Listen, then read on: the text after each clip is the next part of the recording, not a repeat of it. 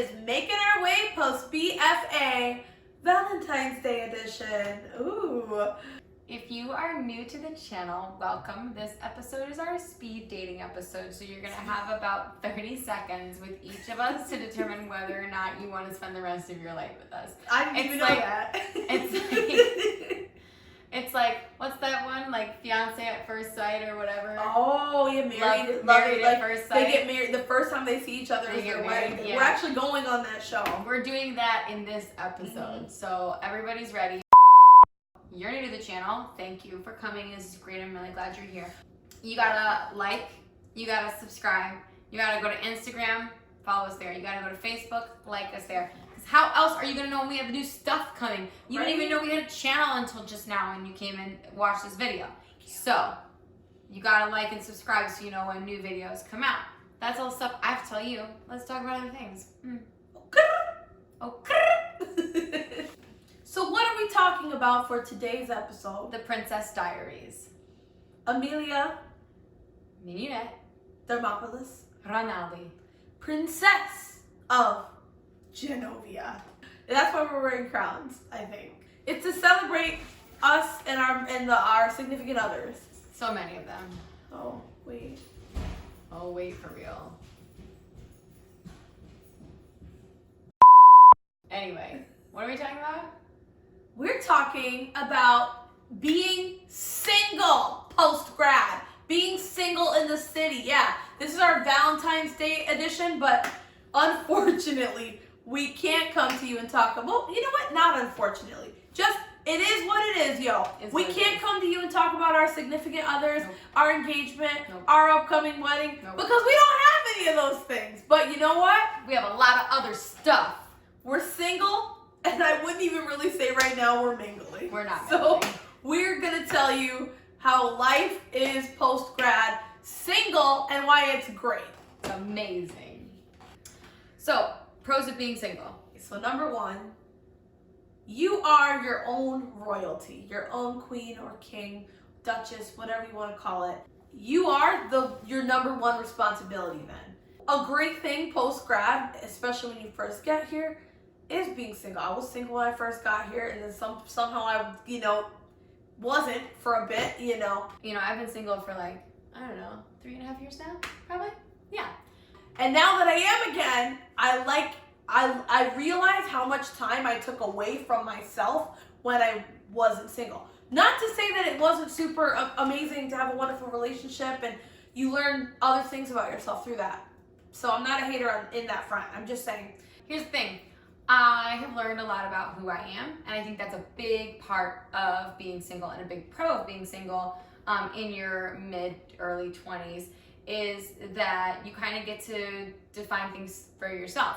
A lot of times when you get out of college, you might be in your early 20s. Oftentimes, being fresh out of college in your early 20s, you might find that you don't yet own many things. Maybe you don't have kids. You don't have some of you might even be on your parents' insurance. So it's a great time to focus on you, because later down the road, you might not be able to just focus on you because you've accumulated all of these other responsibilities. Plus, this first move to New York time is a time when lots of things are going to change. You're going to be exposed to things that you didn't know before. You're going to be, in a large group of humans who are different from you. Yep. You're going to be exposed to music and art and all kinds of stuff that just hasn't made it out of the city yet. So this is a good time for you to figure out what kind of stuff you like. What gets you excited? What makes you happy? Makes you a more interesting human. And then eventually, when and if you want to meet somebody, then you're a more interesting human and you have more interesting things to say because you took the time to figure out what you like now that you're fully grown and not in school and your life is moving and changing. Because guess what? You're going to be so much more fun to love when you're a full, complete human who has self-worth and loves themselves already. Then that person's like, wow, look at this confident mother. There's a beep, but I didn't say it. It's going to be loud.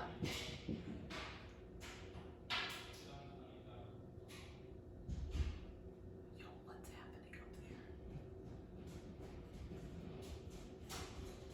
there? Dementor!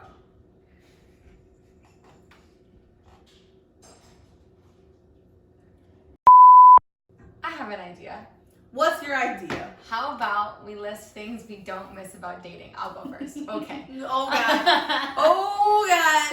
I think I already like there's technical difficulties going on with this vlog, so I do not miss having another person in the same bed as me. God, I don't miss that. We talk about this all the time. I like having all my space.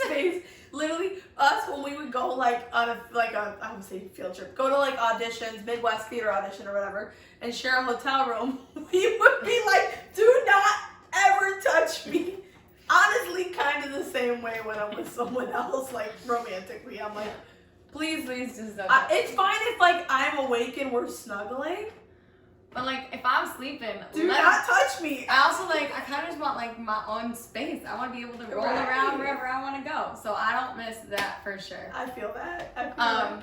You know what I don't miss? Like feeling like you have to go out to eat half the time. Oh yes. Because especially like in New York, I mean honestly anywhere, there's really not necessarily a whole lot of special things to do that don't also cost great amounts of money. And so yeah, you're gonna hang out at your house and you're gonna watch Netflix together and have fun. But you're gonna also want to change things up a bit too because boring, and you probably live with roommates and beep bop skilly wop life in early 20s in New York. So you're gonna end up going out to eat and then you look and you're like, where did all my money go? Where did all my money go? Okay. Are you afraid? No. I'm only afraid of losing you. No. Name that movie. They're not gonna be able to. It wasn't in the movie. It was in the book. She says in the movie. No, she's like, are you scared? She's like, she turns around and looks at Edward. She said no. I think she. And then but then he goes, you should be. You should be. I'm only afraid of losing you. Guys, what movie are we talking about? Hint, hint. There are vampires and werewolves, and it came out in 2008 or something. Yeah. And it was an instant cult classic, and we're a little ashamed of ourselves that we all ever watched it. Animal Attack. It's La Push. La Push, baby. All right. So things to do on Valentine's Day. My number one thing is let's watch some movies. Start with Magic Mike, maybe Twilight. My favorite romantic movies of all time. Finish with selected episodes of Outlander.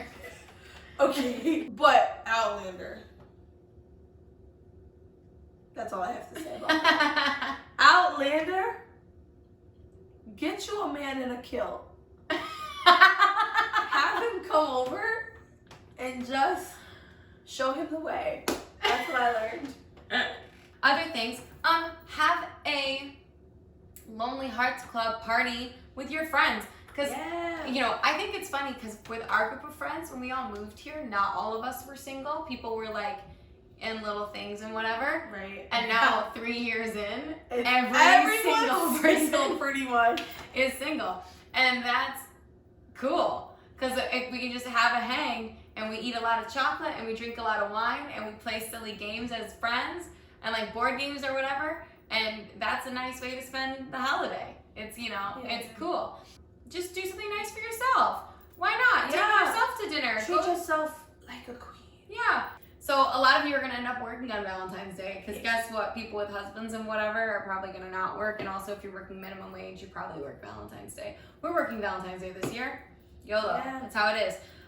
So that's nice though, because then you're like doing something productive and making some cash money. If you have a significant other and you want to do something nice together for Valentine's Day, I think that's so sweet and so wonderful. And I wish you the best Valentine's Day. So like, what are we doing on Valentine's Day after we work? Probably going to bed. Home, yeah. But maybe we'll watch Twilight.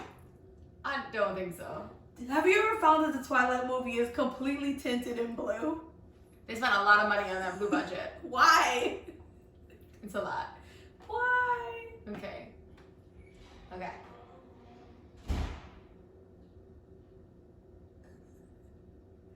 scared. Okay. Why are we wearing crowns, you ask? That's a good question. Why are we wearing crowns? This is where we announce that the United States of America, because it's just been having a time for the past few years, has decided to adopt The a monarchy. Yeah. And we are the princesses, or double queens rather. I heard in Frozen 2 there can be 2 queens now, so. The queens of the country. Thank you for being here today. Thank you for being here today. If you're single in the city, treat yourself as a queen. Even if you're not single in the city, treat yourself as a queen. Okay. So, this is episode 22. Super cool for you.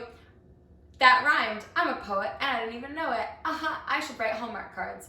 Anyway, thank you so very much for watching. This has been Making Our Way post B.F.A. I'm Em. And I'm Liv. Thank you for being here today.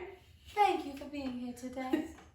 Truly, hit like, hit subscribe. If you're feeling brave, share these videos because we are building a community of artists, a community of informed people, a community of love. So, from Em, from Liv, happy Valentine's Day, and we will see you next time, survivors.